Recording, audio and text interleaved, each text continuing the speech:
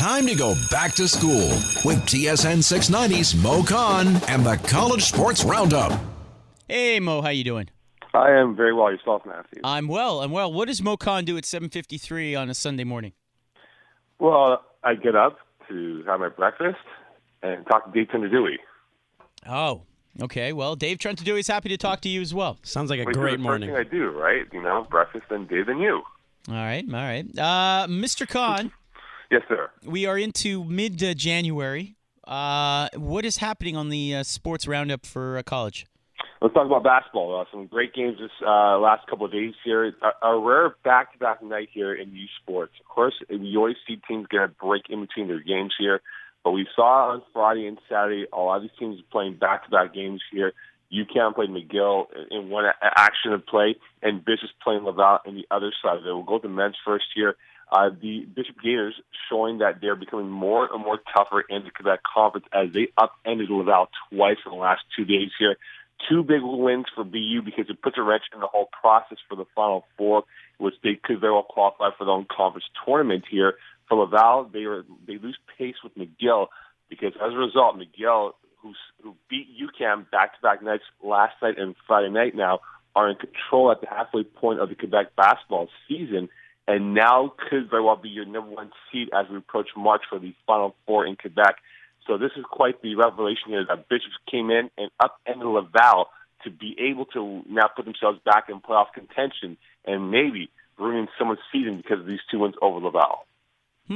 Interesting. All right. Anything else on the college side before I ask you about the Durant trade? Well, we will go first and foremost to the women's action for women's basketball here. The McGill Marlins, they've had a rough season this year. Not the best year in years past. They've been always the epitome of basketball in Quebec. Well, they split with UCAM the last 2 days here, and they had a close one yesterday, which they held on a 13-point lead. But Alex Kisrel's coming through in the clutch for them late in the fourth quarter to win this game here, and now they avoid perhaps being a 4 seed in the Quebec Conference now, and they move up to the 2nd and 3 spot here, in which could be a very close race with themselves, UCAM, and Laval. I still believe the Laval women's hockey team is probably, for a basketball team, probably still the best in the nation and could very well represent Quebec at the Nationals in about 2 months' time. Wow, let's hope so. Mo, all right, so Darian Durant to the Alouettes. What's your take on that? Not surprised. This has been in the works for quite a while. The deal did go down earlier in the week and was finalized Thursday night. Quite happy, let's put it this way, quite a happy Alouettes office to get themselves Darian Durant, who they believe could be a bridge gap for either Vernon Adams or Rakeem Cato. Do I believe they're done shopping for a quarterback? I'm not too sure. Maybe they are still looking for another quarterback to add to the competition and depth that they're looking for.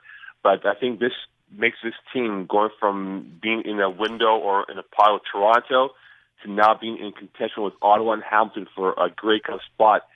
Darian Durant, if he's healthy, Matthew, can make this team perhaps a Grey Cup contender. If he's healthy, Mo Khan. And the other side of that, too, my friend, is I agree with you. I think they're going to go out and get another quarterback because if Durant is number one and Vernon Adams Jr. could be number two just based on his upside, I think Cato is gone. I think that they're going to go out and get a guy who's a short yardage type of quarterback. I know Vernon Adams can play that role as well, but I just think he's too small, too slender to be the number 3 on the roster. I think they go and get someone else. Well, if you tell that to Doug Flutie, he may not be happy about that comment. But pulling out a Flutie reference, huh?